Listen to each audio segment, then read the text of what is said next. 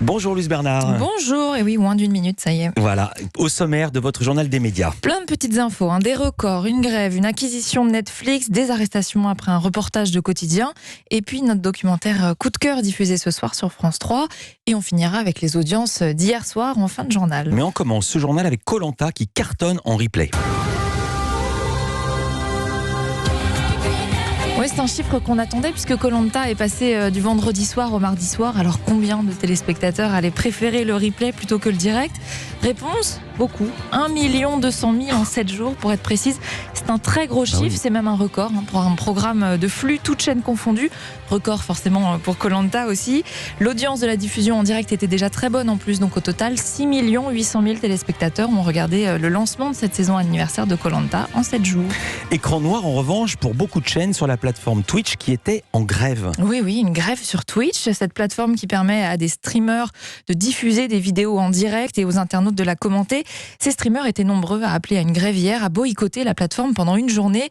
Plus de diffusion en direct. Pourquoi ?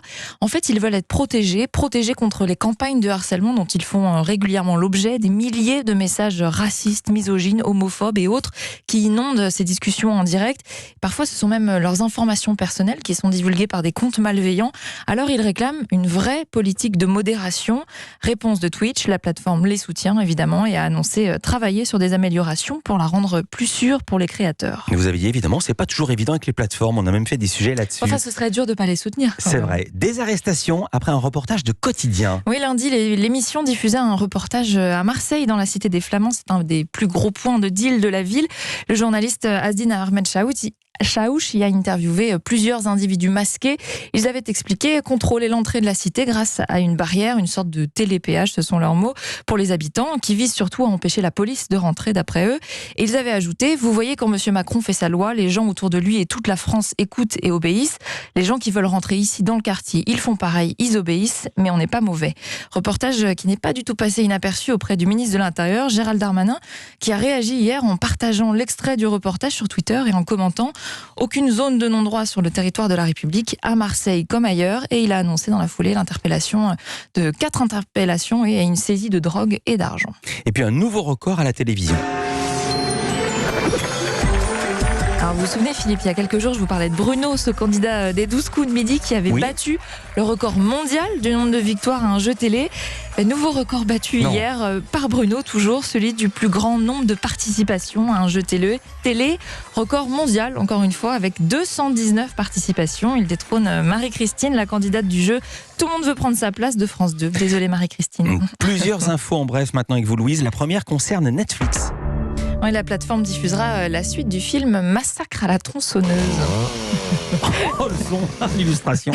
Je savais que ça allait vous faire rire. Elle devait sortir au cinéma cette suite et finalement ce sera sur Netflix qui vient d'en racheter les droits. Alors pas de date annoncée encore, le projet en plus est en développement depuis des années. Éric Zemmour se retire du Figaro et du Figaro Magazine. Oui, le temps de promouvoir son livre Un congé sans solde, et si le polémiste venait à annoncer sa candidature à l'élection présidentielle, la direction du Figaro a assuré qu'il ne reprendrait pas ses chroniques hebdomadaires. Spotify fait l'acquisition de La Poudre. Elle est en place, c'est La Poudre. C'est l'un des podcasts français les plus connus, porté par la journaliste Lorraine Bastide, qui revendique 10 millions d'écoutes cumulées. Podcast féministe que vous avez peut-être l'habitude d'écouter. Et bien désormais, il faudra, pour avoir accès aux épisodes, aller sur Spotify, qu'il diffusera en exclusivité, information du Figaro. Et puis France 3 diffuse ce soir un documentaire sur Coluche. Encore un documentaire sur Coluche, oui, encore un. Mais il parvient à raconter Coluche autrement que les multiples films déjà réalisés, car Coluche est cette fois raconté par ses amis, pas par sa famille, mais par ses potes, ceux qui l'ont côtoyé et ont moultes anecdotes à raconter. Car en faisant des recherches, le réalisateur Mathieu Jaubert a compris qu'avant de nous faire rire, nous, c'est surtout ses copains que Coluche faisait marrer. Il y avait toute une bande qui gravitait autour de lui, et notamment à l'époque du café-théâtre. Donc son premier public, c'était ses potes. Et on s'est dit, tiens, ça va être sympa de les faire témoigner pour que eux nous racontent à quel point ils se sont marrés, surtout qu'on a un regard aujourd'hui un peu nostalgique de cette époque-là pour ceux qui l'ont connu, même certains qui l'ont pas connu.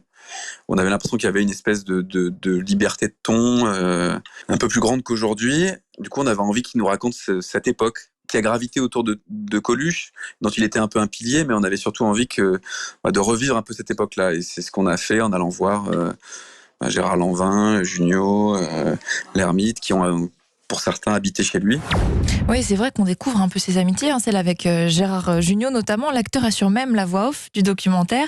Et en plus de cette voix off premium et des intervenants, des archives de sketchs évidemment, de coulisses aussi. C'est très riche et pertinent. On comprend bien en fait comment sa vie privée était une inspiration directe pour ses sketchs. Un gros et minutieux travail d'archives. On a regardé tous les films qui avaient été faits. Donc déjà, on savait à peu près ce qui existait. Du coup, on a pu aller chercher des choses qui avaient ou été peu exploitées, ou même carrément qu'on n'avait jamais vues. Mais moi, j'avais vraiment à cœur que tout ce qu'on racontait se retrouve dans les archives, que ce soit vraiment les archives qui racontent cette ambiance, ce destin. En gros, c'est ce qui nous a pris le plus de temps. Mathieu Jobert, réalisateur du documentaire Coluche, une époque formidable, diffusé ce soir à 21h05 sur France 3. Documentaire formidable lui aussi. Et on passe maintenant aux audiences d'hier soir. J'imagine que c'est le foot qui est arrivé en tête. Score moyen sur le terrain. Et à l'audimat ? Non, un bon score. Football, donc France-Bosnie-Herzégovine, large leader, 5 920 000 téléspectateurs devant M6, 25,5% de part d'audience. Vous ne l'avez pas dit, donc je pense que c'était sur TF1.